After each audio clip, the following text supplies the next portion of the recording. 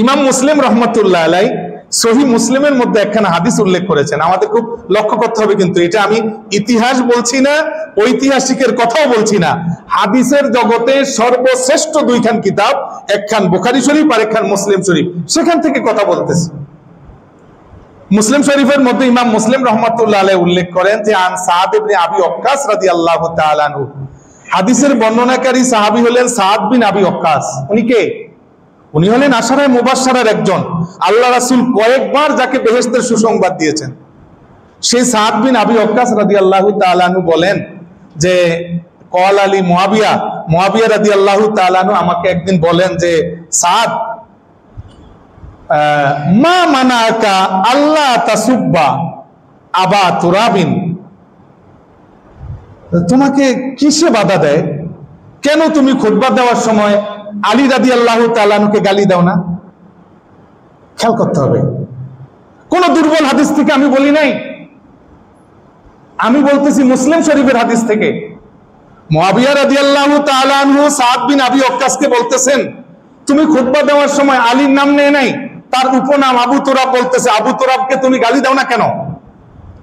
এই কথা স্পষ্ট বোঝা যায় যে মুআবিয়া রাদিয়াল্লাহু তাআলা আনহু আলী রাদিয়াল্লাহু তাআলা আনহুকে জুমার খুতবায় গালি দেওয়ার পক্ষে ছিলেন।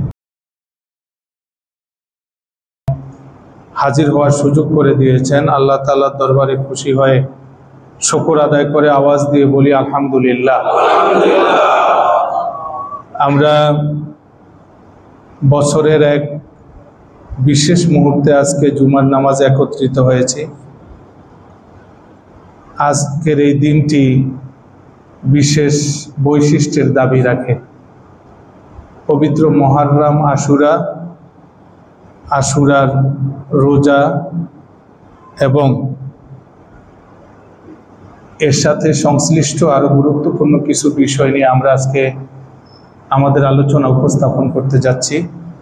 আল্লাহ রাব্বুল আলামিন মেহেরবানি করে খুলুসিয়তের সাথে বলার, মনোযোগ দিয়ে শ্রবণ করার এবং আমাদেরকে এ বিষয় থেকে পাথেয় সংগ্রহ করে পথ চলার আল্লাহ তাআলা তৌফিক দান করেন। সম্মানিত হাজিরিন, আল্লাহ রাব্বুল আলামিন কোরআনে হাকিমের আয়াতে কারিমা ইরশাদ করতেছেন, ইন্না ইদ্দাতা শুহুরি ইনদাল্লাহি ইসনা আশারা শাহরান ফি কিতাবিল্লাহ ইয়াউমা খালাকাস সামাওয়াতি ওয়াল আরদ। আল্লাহ রাব্বুল আলামিন যেদিন নভমণ্ডল এবং ভূমণ্ডল তৈরি করেছেন, এই আকাশ এবং জমিন যখন সৃজন করেছেন, ঠিক তখন আল্লাহ রাব্বুল আলামিন নির্ধারণ করে দিয়েছেন 12 মাসে 1 বছর হবে। আরবি, বাংলা, ইংরেজি যে কোনো ভাষাভাষী এবং যে কোনো গোষ্ঠী সকলের কাছেই 12 মাসে 1 বছর। কারুর কাছে 11 মাস অথবা 13 মাস নেই। আর এই পদ্ধতি চালু হয়েছে আকাশ জমিন তৈরি করার শুরু থেকে, এখনো চলতে থাকবে। আল্লাহ তাআলা বলতেছেন, ইনদাল্লাহি ইসনা আশারা শাহরান ফি কিতাবিল্লাহ। আল্লাহ তাআলার এটা বিধান যে 12 মাসে 1 বছর। লাউহে মাহফুজের মধ্যে এই বিধান লিপিবদ্ধ করে রাখা হয়েছে। আল্লাহ তাআলা ইরশাদ করতেছেন, মিনহা আরবাতুন হুরুম। 12টি মাসের মধ্যে 4টি মাস বিশেষ মর্যাদা এবং বিশেষ সম্মানের দাবি রাখে। ফালা তাজলিমু ফিহিন্না আনফুসাকুম। আল্লাহ তাআলা বলেন, এই সময় তোমরা নিজেদের আত্মার উপর তোমরা জুলুম করো না। অর্থাৎ ফাইন্না যামবা ফিহিন্না আযাম। যেই 4টি মাসকে আশহুরুল হুরুম বলা হয়, এই 4টি মাসের মধ্যে প্রথম মাসটি হচ্ছে মুহররম মাস। এই মাসে আল্লাহ তাআলা আমাদেরকে নির্দেশ দিয়েছেন বিশেষভাবে পাপাচার মুক্ত জীবন যাপন করার জন্য। আল্লাহ বলেছেন যে ফালা তাজলিমু ফিহিন্না আনফুসাকুম আই ইন্না যামবা ফিহিন্না আযাম কামা আন্নাল আমালা সালিহা ওয়াল আজরা ফিহিন্না আযাম। এই মাসে নেক আমল করলে যেমন সওয়াব বেশি, গুনাহ করলে সেই গুনাহ এই মাসে সেটার পরিমাণ বেশি লিপিবদ্ধ করা হয়। মুআজ্জাজ হাজিরিন, আরবি মাসের প্রথম মাস, আরবি ক্যালেন্ডারের প্রথম মাস মুহররম মাস। যেই 4টি মাস আশুরে হুরুম, এই 4টি মাসের প্রথম মাস মুহররম মাস। এই মাসের বৈশিষ্ট্য হচ্ছে যে ইন্নাল মুসলিমিনা লা ইয়াস্তাহিল্লুনা ফিহাল কিতাল, মুসলমানরা এই মাসে যুদ্ধ বিগ্রহ হালাল মনে করে না, হালাল মনে করার সুযোগ নাই। এই মাসটিকে আল্লাহর মাস বলা হয়, শাহরুল্লাহ। আর আল্লাহর সাথে যে মাসের সম্পর্ক স্থাপন করা হয় সে মাসের মর্যাদা বেশি, কারণ আল্লাহ তার প্রিয় বস্তু ব্যতীত নিজের সাথে সম্পর্ক স্থাপিত করেন না। যেমন যেই ঘরের মর্যাদা সবচেয়ে বেশি সেই ঘরটিকে বলা হয় বাইতুল্লাহ, আল্লাহর ঘর। যেই উষ্ট্রির মর্যাদা সবচাইতে বেশি সেই উষ্ট্রিকে বলা হয় নাকাতুল্লাহ, আল্লাহর উষ্ট্রি। পৃথিবীর মধ্যে যেই কিতাবের মর্যাদা সবচাইতে বেশি সেই কিতাবকে বলা হয় কিতাবুল্লাহ, আল্লাহর কিতাব। এর সমকক্ষ আর কোনো কিতাব নেই। এবং যে সকল মনীষীদের মর্যাদা সবচাইতে বেশি তাদেরকে বলা হয় নাবিউল্লাহ, রাসূলুল্লাহ, আল্লাহর নবী, আল্লাহর রাসূল ইত্যাদি বলা হয়। ঠিক এই মাসটিকে বলা হয় আল্লাহর মাস। মুসলিম শরীফের হাদিসে এসেছে, বিখ্যাত সাহাবী হযরতে আবু হুরায়রা রাদিয়াল্লাহু তাআলা আনহু বর্ণনা করেন, সুয়েলা রাসূলুল্লাহ সাল্লাল্লাহু আলাইহি ওয়াসাল্লাম আইয়ু সালাতে আফদাল বাদাল মাকতুবা ওয়া আইয়ু সিয়ামে আফদাল বাদা শাহরে রমাদান। আল্লাহ রাসূলকে প্রশ্ন করা হলো, ইয়া রাসূলুল্লাহ, ফরজ নামাজের পর সবচেয়ে শ্রেষ্ঠ নামাজ কোনটি, এবং রমাদান মাসের পর সবচেয়ে সেরা রোজা কোন মাসের রোজা? রাসূল সাল্লাল্লাহু আলাইহি ওয়াসাল্লাম উত্তরে বললেন, ফরজ নামাজের পর সবচেয়ে সেরা সালাত হচ্ছে as-সালাত ফি জাওফিল লাইল, মানুষ গভীর রাত্রে উঠে যে নামাজ আদায় করে, যাকে আমরা তাহাজ্জুদের নামাজ বলি। কারণ এই নামাজের দুটো বৈশিষ্ট্য, একটি হচ্ছে যে আকরাবু ইলাল ইখলাস ও আবাদু মিনার রিয়া। এই সময়ের যে ইবাদত মানুষ গভীর রাত্রে নিভৃতে নিরালা আল্লাহকে ডাকে, এই ডাকটা ইখলাসের খুব নিকটে চলে যায় এবং মানুষ দেখানো লৌকিকতা থেকে দূরে সরে যায়। ঠিক তদ্রূপ আল্লাহ রাসূল বলেছেন যে রমাদান মাসের পর শ্রেষ্ঠ মাস নফল রোজার জন্য আল্লাহর মাস মুহররম মাস। আল্লাহর মাস বলা হয়েছে এই মাসটিকে, এর দ্বারা বোঝা যায় যে এই মাসের মর্যাদা বেশি। আমরা স্বাভাবিকভাবে দেখি সমাজের মধ্যে যখন কোনো ব্যক্তিত্ব সম্পন্ন, যখন কোনো বিশিষ্ট ব্যক্তির দিকে কোনো কিছু সম্বন্ধ করা হয় যে এটি ডিসি সাহেবের গরু, চোর কিন্তু চিন্তা করে যে ডিসি সাহেবের গরু, চুরি করার আগে একটু হিসাব করতে হবে, এসপি সাহেবের গরু। আল্লাহ তাআলার মাস।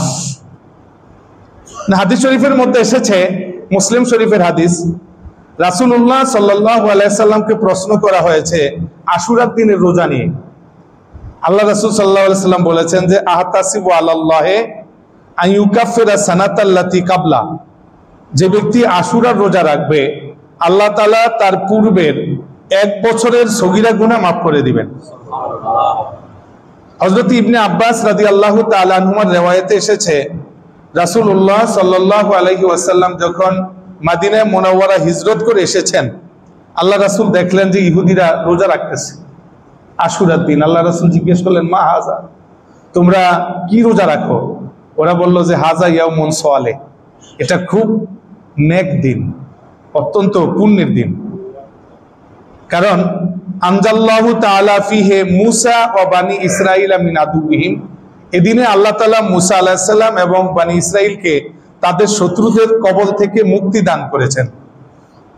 রাসূল সাল্লাল্লাহু আলাইহি ওয়াসাল্লাম বললেন, তাহলে আনা আহাক্কু বে মুসা মিনকুম, মুসা আলাইহিস সালামের ব্যাপারে আমার হক বেশি। এই কথা বলে রাসূল সাল্লাল্লাহু আলাইহি ওয়াসাল্লাম নিজে রোজা শুরু করলেন, সাহাবীদেরকে আশুরার রোজা রাখার নির্দেশ দিয়ে দিলেন।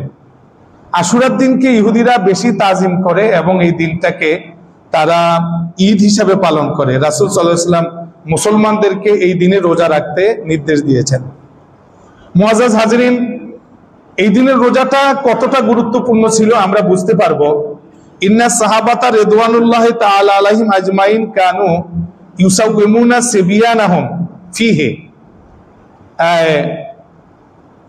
সাহাবায়ে কেরাম রিদওয়ানুল্লাহি তাআলা আলাইহিম আজমাইন আশুরার দিনে তাদের ছোট ছোট শিশুদেরকে রোজা রাখতেন, তাওয়ীদান লাহুম আলাল ফদল, যাতে এই দিনের রোজার ফজিলত তারা লাভ করতে পারে। হযরতে রুবাই বিনতে মুআওয়াজ রাদিয়াল্লাহু তাআলা আনহা থেকে হাদিস আছে, তিনি বলেন যে আমরা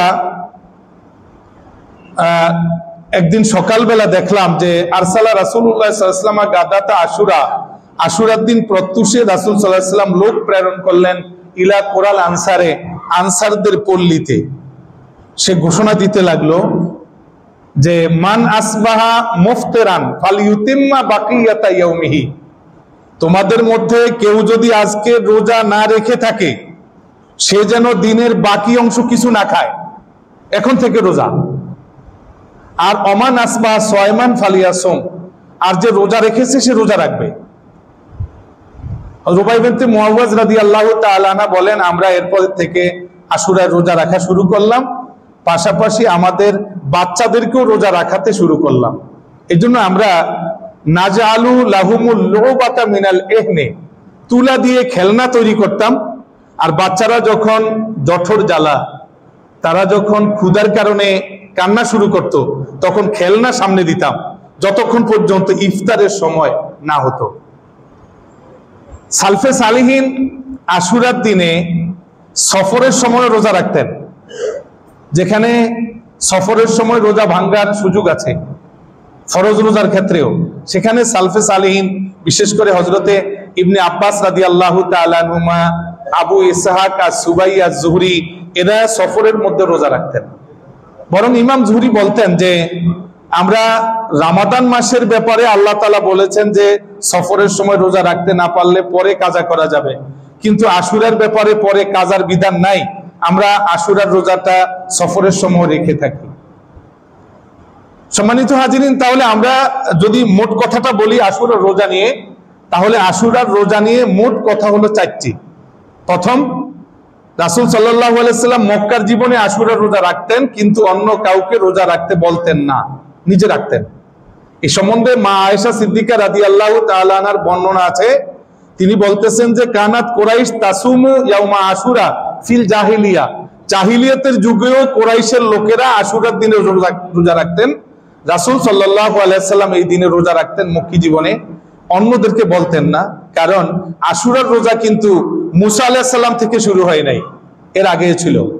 এজন্য আপনি মুসনাদে আহমদের মধ্যে দেখবেন, সেখানে লেখা আছে পয়গম্বর নূহ আলাইহিস সালাতু ওয়াস সালামের কিস্তি বিশ্বময় যে প্লাবন হয়েছিল, এই প্লাবনের পর সেই কিস্তি আশুরার দিনে নোঙ্গর করেছিল। এই জন্য নূহ আলাইহিস সালাম শুকরিয়া হিসাবে আশুরার দিনে রোজা রাখতেন। রাসূল সাল্লাল্লাহু আলাইহি ওয়াসাল্লাম মক্কি জীবনে রোজা রাখতেন আশুরার দিনে, অন্যদেরকে বলতেন না। কিন্তু মাদিনা শরীফ হিজরত করার পর যখন দেখলেন যে ইহুদিরা আশুরার দিনে রোজা রাখে, তখন রাসূল সাল্লাল্লাহু আলাইহি ওয়াসাল্লাম সাহাবীদেরকে রোজা রাখতে বললেন ও আক্কাদা লাহুমুস সিয়াম, এর উপরে গুরুত্ব দিলেন, উদ্বুদ্ধ করলেন। এমনকি সাহাবায়ে কেরাম এতটা উদ্বুদ্ধ হলেন, তারা ছোট্ট ছোট্ট শিশুদেরকেও আশুরার দিনে রোজা রাখতে অভ্যস্ত করার জন্য চেষ্টা করেছিলেন। এগুলো দ্বিতীয় অবস্থা। তৃতীয় অবস্থা হচ্ছে যখন রমাদান মাসের রোজা ফরজ হয়ে গেল, তখন আল্লাহ রাসূল সাল্লাল্লাহু আলাইহি ওয়াসাল্লাম আশুরার রোজাটিকে আরেকটু শিথিল করে দিলেন। তখন আল্লাহ রাসূল বললেন ইন্না ইয়াউমা আশুরা ইয়াউমুন মিন আইয়ামিল্লাহ, আশুরার দিন আল্লাহর দিনের একটি দিন, তোমাদের মধ্যে মানসা ফালিয়াসুম, কারুর যদি ভালো লাগে রোজা রাখবে, আর কেউ যদি রাখতে না চায় তাহলে সে না রাখবে। এ হলো তৃতীয় অবস্থা। চতুর্থ অবস্থাটি হচ্ছে যে রাসূল সাল্লাল্লাহু আলাইহি সাল্লামকে যখন বলা হলো যে ইয়া রাসূলুল্লাহ, আমরা তো আশুরার দিনে রোজা রাখি একটি রোজা, আর ইহুদিরাও রাখে একটি রোজা, তাহলে আমাদের মধ্যে আর ইহুদিদের মধ্যে পার্থক্য হলো কি? তখন রাসূল সাল্লাল্লাহু আলাইহি সাল্লাম বললেন ওলাইন ইস্তু ইলা কাবিলিন লা আসুমান্না তাসিয়া, যদি আমি আগামী বছর হায়াতে থাকি তাহলে আমি আশুরার রোজার সাথে তাসুয়া 10-এর সাথে 9 তারিখের রোজাটাও রাখবো, যাতে ওদের মতো না হয়। আল্লাহ রাসূল সাল্লাল্লাহু আলাইহি ওয়াসাল্লাম পরের বছর আর ছিলেন না, কিন্তু এটা আশা করেছিলেন। তাহলে আমরা এই কথাটা ফাইনাল বলতে পারি যে যারা আশুরার রোজা রাখতে চায় তাদের জন্য বেশি উত্তম আশুরার সাথে 9 তারিখের রোজা, অর্থাৎ শনি আর রবি। রবিবারে আশুরা, শনিবার হইল তাসুয়া 9 তারিখ। কারণ আল্লাহ রাসূল সাল্লাল্লাহু আলাইহি ওয়াসাল্লাম ইহুদিদের মুখালাফাতের জন্য একটা রোজা যোগ করতে যেমন বলেছেন, পাশাপাশি একটা তারিখও বলেছেন। সেটা বলেছেন, আমি যদি আগামী বছর বেঁচে থাকি তাহলে আমি 9 তারিখ যোগ করে নিব। এর দ্বারা বোঝা গেল যে 9 তারিখটা বেশি ভালো। আর যদি সেটা না পারা যায় তাহলে 10, 11 রবি সম হতে পারে। এ হলো আশুরার রোজা নিয়ে কথা। সম্মানিত হাজিরিন, আশুরা মুহররমের 10 তারিখকে বলা হয়।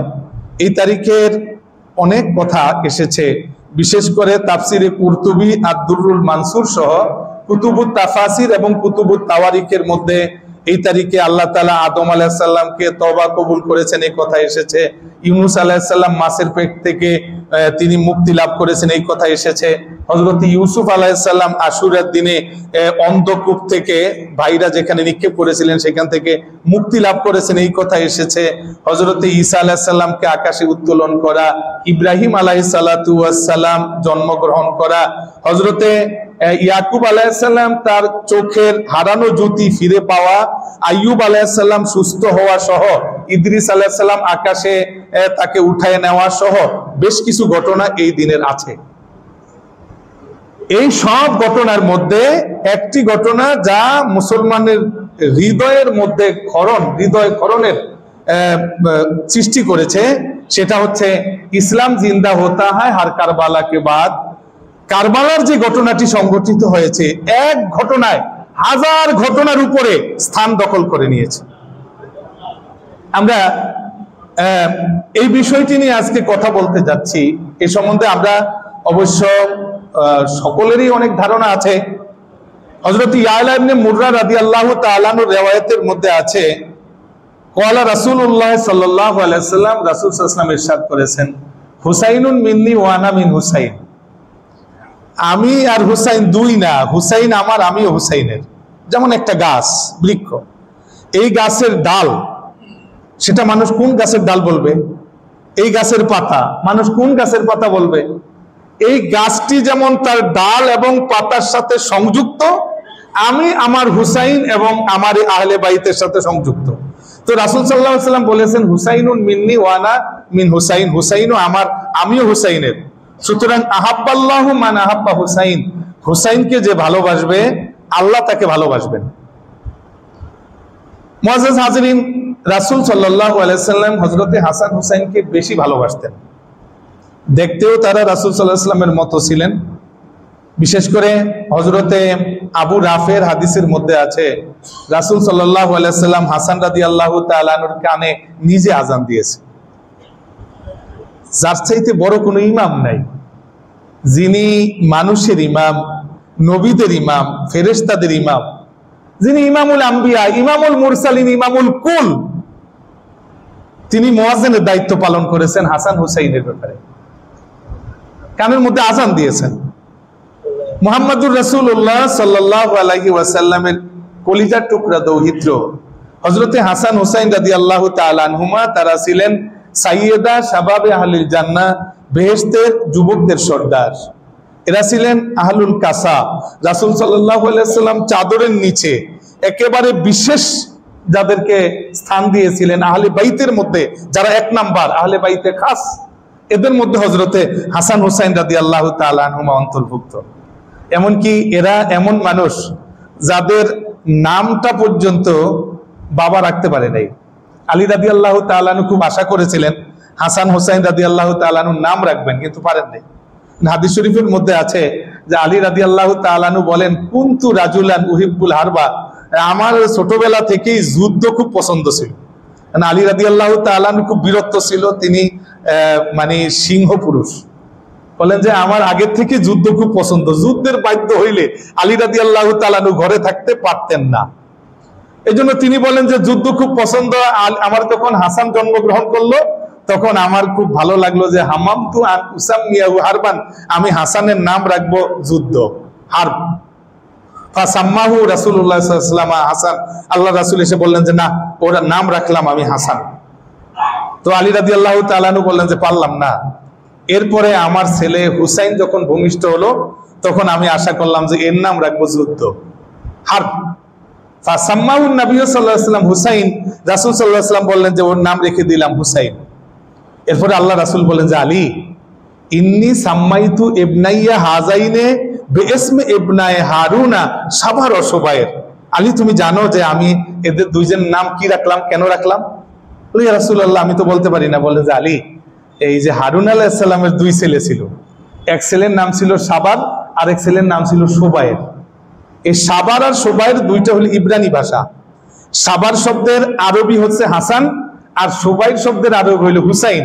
এই জন্য আল্লাহ রাসূল বলতেছেন যে আমি হারুন আলাইহিস সালামের দুই ছেলের নাম অনুযায়ী আমি এদের দুইজনের নাম রেখে দিলাম হাসান আর হুসাইন। এই জন্য হযরতে ইমরান ইবনে সুলাইমান উনি বর্ণনা করতেছেন যে ইন্নাল হাসান ওয়াল হুসাইন মিন আসমাইল জান্নাহ। হাসান আর হুসাইন হলো জান্নাতের নাম, বেহেশতের নাম। এই দুইটা নাম পৃথিবীর মানুষের এর আগে আর জানতো না, কেউ জানতো না যে এভাবে দুইটা নাম আছে।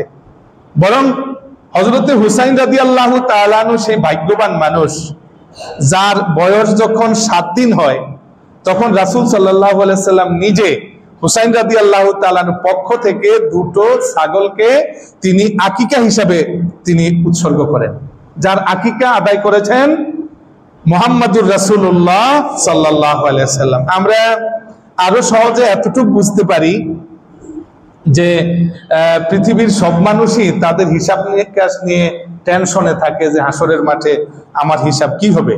কিন্তু হুসাইন রাদিয়াল্লাহু তাআলা আনহুর ফ্যামিলিটা এমন একটা ফ্যামিলি যাদের হাসরের মাঠে কোনো হিসাব নাই। কারণ ফাতেমা রাদিয়াল্লাহু তাআলা আনহা বেহেশতের নারীদের সর্দার, হিসাব তো শেষ, আগেই জেনে গেলেন যে বেহেশতে যাবেন, সর্দার হবেন, সর্দারের আগে আর কে যাবে? হাসান হুসাইন রাদিয়াল্লাহু তাআলা আনহুমা বেহেশতের যুবকদের সর্দার। হযরতে আলী রাদিয়াল্লাহু তাআলা আনহু তিনি জান্নাতি মানুষ।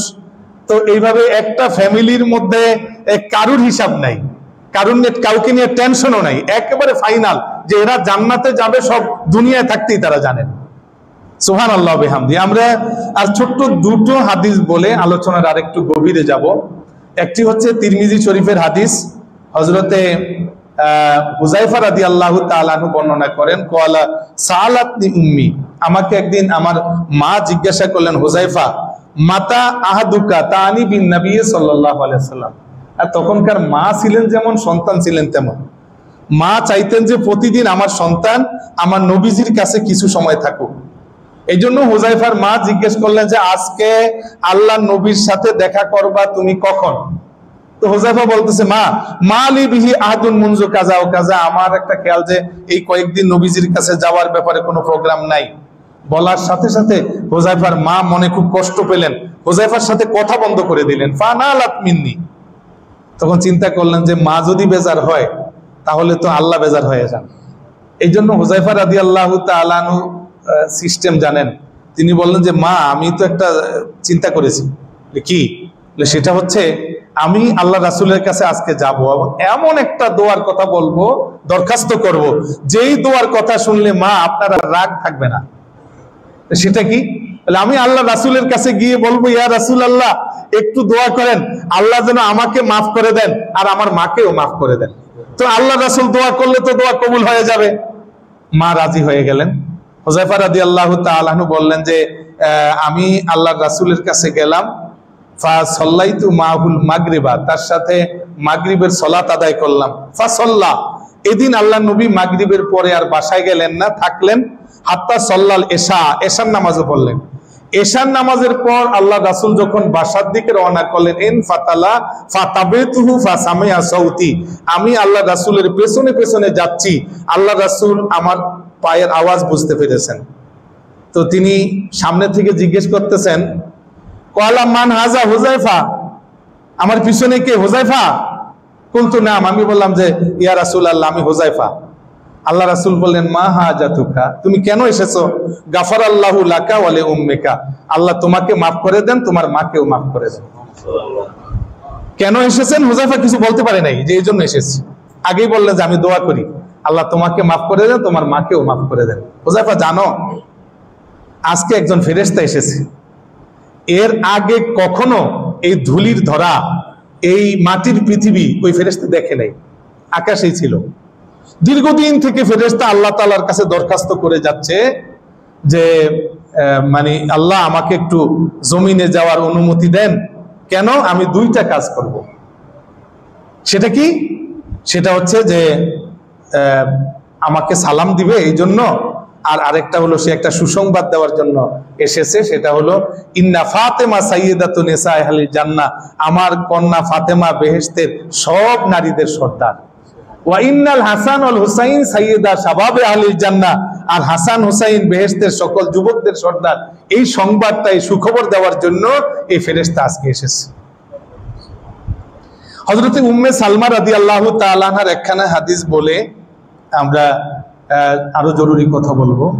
প্রথমে আমাদের জানা দরকার যে উম্মে সালমা কে। উম্মে সালমা হচ্ছেন ইহদা জাওজাতিন নবী সাল্লাল্লাহু আলাইহি সাল্লাম, রাসূল সাল্লাল্লাহু আলাইহি সাল্লামের স্ত্রীদের মধ্যে একজন। উম্মে সালমা হলেন ইহদা উম্মাহাতিল মুমিনিন, পৃথিবীর মুমিনদের মাদের মধ্যে একজন। উম্মে সালমা হচ্ছেন মিনাস সাবিকিনাল আউয়ালিনা ইলাল ইসলাম, প্রথম দিকে যারা ইসলাম কবুল করেছেন তাদের একজন। উম্মে সালামা আউয়ালু ইমরাতিন খারাজাত মুহাজিরাতান ইলাল হাবাসা, নারীদের মধ্য থেকে ইসলাম রক্ষা করার জন্য যিনি প্রথম হাবশা বা আবিসিনিয়া ইথিওপিয়া হিজরত করেছিলেন। উম্মে সালামা তিনি যিনি আউয়ালু যায়িনাতিন দাখালাল মদিনা, সর্বপ্রথম উটের পিঠে চড়ে মদিনা যিনি হিজরত করেছেন। উম্মে সালামা আমাদের রাসূল সাল্লাল্লাহু আলাইহি সাল্লামের স্ত্রী হওয়ার পর হুদাইবিয়া সন্ধির সময় রাসূল সাল্লাল্লাহু আলাইহি সাল্লাম যার পরামর্শ গ্রহণ করেছিলেন তিনি উম্মে সালামা।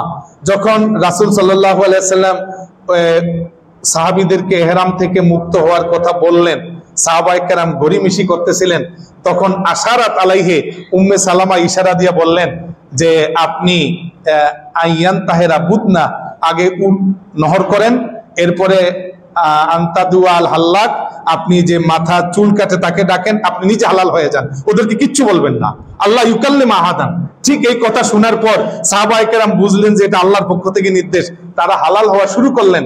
এই জন্য উম্মে সালামাকে বলা হতো আর রায়ুস সায়েব ওয়াল আকলুল বালেগ, যিনি সঠিক সিদ্ধান্ত দিতে পারেন এমন একজন মহিয়সী রমণী হযরত উম্মে সালমা রাদিয়াল্লাহু তাআলা আনহা। সর্বশেষ কথা, উম্মে সালমা রাদিয়াল্লাহু তাআলা আনহা নবীর স্ত্রীদের মধ্যে এমন একজন ব্যক্তি যিনি সকলের পরে ইন্তেকাল করেছেন।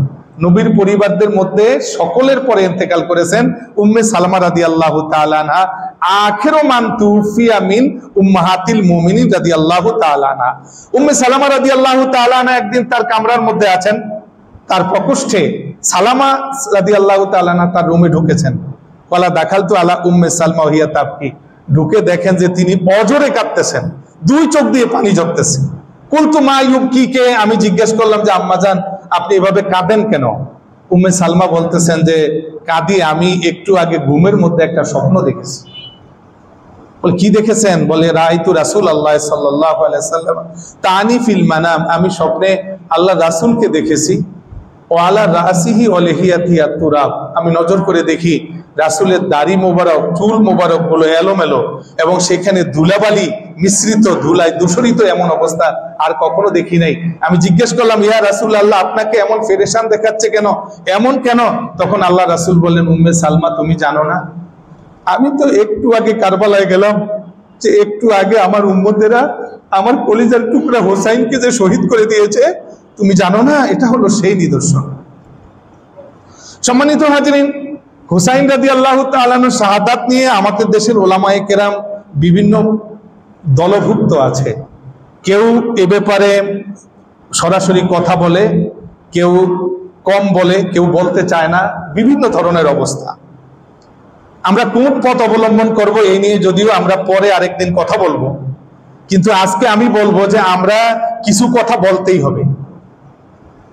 যে সকল কথাগুলো অতি বিশুদ্ধ, যে সকল কথাগুলো বুখারী শরীফ মুসলিম শরীফের মধ্যে এসেছে, সেই কথাগুলো না বলা ঠিক হবে না।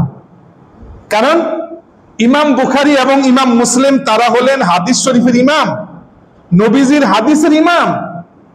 তাদের কথা যদি বাদ দেওয়া হয় তাহলে দ্বীন ইসলাম থাকে না, চলার মতো কোনো ব্যবস্থা থাকে না। আমরা ইমাম মুসলিম রহমাতুল্লাহ আলাইহি, ইমাম বুখারী রহমাতুল্লাহ আলাইহি যে কথাগুলো বলেছেন সেখান থেকে আজকে দুই একটি কথা এই জন্য বলবো যে এই কথাগুলো বলার মাধ্যমে আমরা আমাদের পথ খুঁজে পাবো, আমরা কোন পথে চলবো।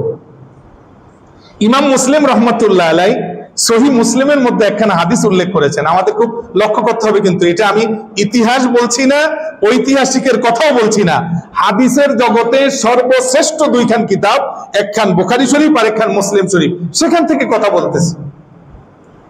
মুসলিম শরীফের মধ্যে ইমাম মুসলিম রহমতুল্লাহ আলাইহি উল্লেখ করেন যে আন সাদ ইবনে আবি ওয়াক্কাস রাদিয়াল্লাহু তাআলা আনহু, হাদিসের বর্ণনাকারী সাহাবী হলেন সাদ বিন আবি ওয়াক্কাস। উনি কে? উনি হলেন আশারায়ে মুবাশশারার একজন। আল্লাহ রাসূল কয়েকবার যাকে বেহেশতের সুসংবাদ দিয়েছেন। সেই সাদ বিন আবি ওয়াক্কাস রাদিয়াল্লাহু তাআলা আনহু বলেন যে ক্বাল আলী মুআবিয়া রাদিয়াল্লাহু তাআলা আনহু আমাকে একদিন বলেন যে সাদ, মা মানাকা আল্লাহ তাসুব্বা আবা তুরাবিন, তোমাকে কিসে বাধা দেয়, কেন তুমি খুতবা দেওয়ার সময় আলী রাদিয়াল্লাহু তাআলা আনহুকে গালি দাও না? খেয়াল করতে হবে, কোন দুর্বল হাদিস থেকে আমি বলি নাই, আমি বলতেছি মুসলিম শরীফের হাদিস থেকে। মুআবিয়া রাদিয়াল্লাহু তাআলা আনহু সাদ বিন আবি ওয়াক্কাসকে বলতেছেন, তুমি খুতবা দেওয়ার সময় আলীর নাম নেয় নাই, তার উপনাম আবু তুরাব বলতেছে, আবু তুরাবকে তুমি গালি দাও না কেন? এই কথা স্পষ্ট বোঝা যায় যে মুআবিয়া রাদিয়াল্লাহু তাআলা আনহু আলী রাদিয়াল্লাহু তাআলা আনহুকে জুমার খুতবায় গালি দেওয়ার পক্ষে ছিলেন। জুমার খুতবায় বনু উমাইয়া আলী রাদিয়াল্লাহু তাআলা আনহুকে লানত দিত। আলী রাদিয়াল্লাহু তাআলা আনহুকে তারা কাজ্জাব বলতো, তাকে ফিতনাবাজ বলতো, ইত্যাদি কথাগুলো জুমার খুতবায় বলতো। সেটা একদিন দুই দিন বলছে তা নয়, এক বছর দুই বছর তা নয়। আমরা ভালোভাবে যদি কিতাবগুলো মন্থন করি আমরা দেখব প্রায় 40টি বছর এইভাবে বনু উমাইয়া জুমার খুতবা দিয়েছে। কেন আমরা এই কথাটা গোপন করব? এটা বন্ধ হয়েছিল কেবলমাত্র ওমর বিন আব্দুল আজিজ রাহিমাহুল্লাহু তাআলা তার শাসন আমলে সে ইমাম এবং খতিবদের কাছে চিঠি লিখেছিলেন যে তোমরা খুতবার এই অংশ যেখানে গালাগালি করো, খবরদার এটা বন্ধ করে দিয়ে এখানে পড়ো ইন্নাল্লাহা ইয়ামুরু বিল আদলি ওয়াল ইহসান ওয়া ইতাই যিল কুরবা ওয়া ইয়ানহা আনিল ফাহশাই ওয়াল মুনকারি ওয়াল বাগি ইয়াইযুকুম লাআল্লাকুম তাযাক্কারুন। এই অংশ যুক্ত হয়েছে ওমর বিন আব্দুল আজিজ রাহিমাহুল্লাহু তাআলা আনহুর আমল থেকে। তাহলে এর আগে কিন্তু এই পদ্ধতিটা ছিল, যেটা খুব ভয়ঙ্কর। সম্মানিত হাজিরিন, এরপরে যেই ঘটনাটি সংঘটিত হয়েছে আমরা যদি সেটা সংক্ষিপ্ত মূল্যায়ন করি তাহলে আমরা সেখানে দেখি হযরতে হুসাইন রাদিয়াল্লাহু তাআলা আনহুর কথা বলতে গিয়ে হাসান বসরি বলতেছেন, হাসান বসরি রাহিমাহুল্লাহু তাআলা কত উচ্চ তবকার আলেমে দ্বীন, যার কথা বুখারী শরীফে আছে। হাসান বসরি বলতেছেন যে উসিবা মাল হুসাইন রাদিয়াল্লাহু তাআলা আনহু সিত্তাতা আশারা মিন আহলিল বাইত, যে হুসাইন রাদিয়াল্লাহু তাআলা আনহুর সাথে কারবালার মাঠে আহলে বাইতের 16 জন শহীদ হয়েছে, আহলে বাইতের। তো হাসান বসরি বলতেছেন সেই সময় সারা পৃথিবীতে এই 16 জনের সমপর্যায়ের কেউ ছিল না। এই 16 জন ছিলেন তৎকালীন পৃথিবীর সর্বসেরা। এই সেরা 16 জন শাহাদাত বরণ করেছেন আহলে বাইতের। আর আহলে বাইত ব্যতীত হুসাইন রাদিয়াল্লাহু তাআলা আনহুর সাথে সর্বমোট 82 জন মুসলমান কারবালায় শাহাদাত বরণ করেছেন। তো এই ক্ষেত্রে ওলামায়ে কেরামের নির্ভরযোগ্য ফতোয়া, সেটা যেটা আমরা মিনহাজুস সুন্নাতি নববিয়া থেকে বলবো, কিন্তু যে আচরণটা হয়েছে সেটা হলো যে ওয়াজাদা ফি হুসাইন রাদিয়াল্লাহু তাআলা আনহু 33 তানা ওয়া 34 দরবা। হুসাইন রাদিয়াল্লাহু তাআলা আনহু দেহ মোবারকে বর্ষা এবং তীরের আঘাত পাওয়া গেছে 33টা, আর তরবারির আঘাত পাওয়া গেছে 34টা। একজন মানুষের দেহের মধ্যে 33টা তীর এবং বর্ষার আঘাত আর 34টা যদি হয় তরবারির আঘাত, তাহলে সেই দেহটার অবস্থাটা কি হতে পারে এবং কার দেহের মধ্যে এই আঘাতটা হয়েছে?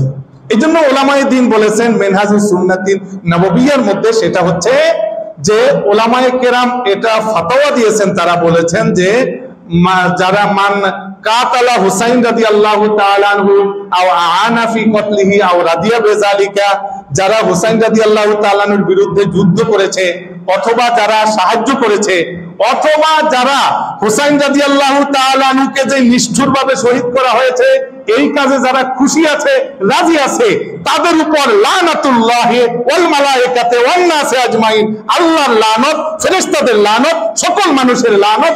লা ইয়াকবালুল্লাহু মিনহুম সরফান ওয়ালা আদলান, আল্লাহ তাদের কোন ফরজ নফল কোন বندگی আল্লাহ কবুল করবেন না, এটা হচ্ছে নির্ধারিত ফতোয়া।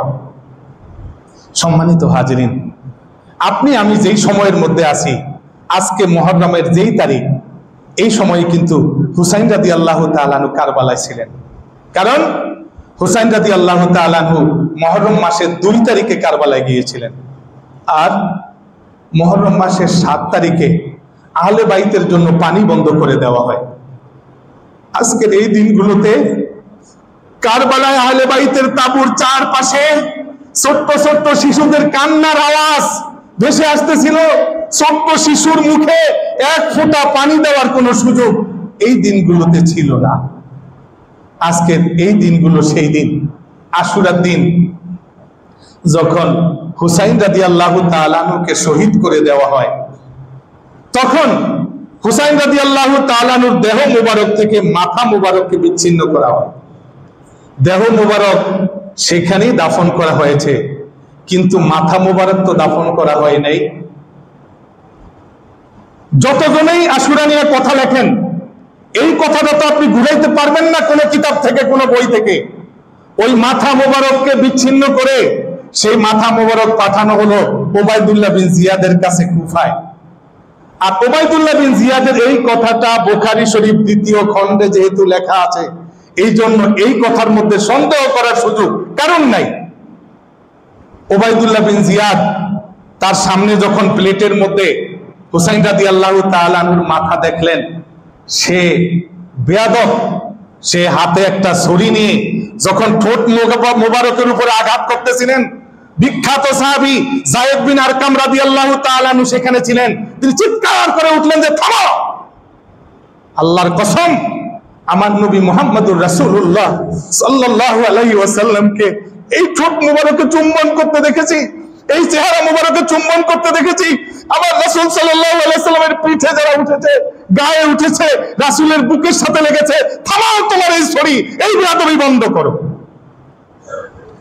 এই মাথা মুবারক এরপরে দামেস্কে প্রেরণ করা হলো যখন ইয়াজিদের কাছে।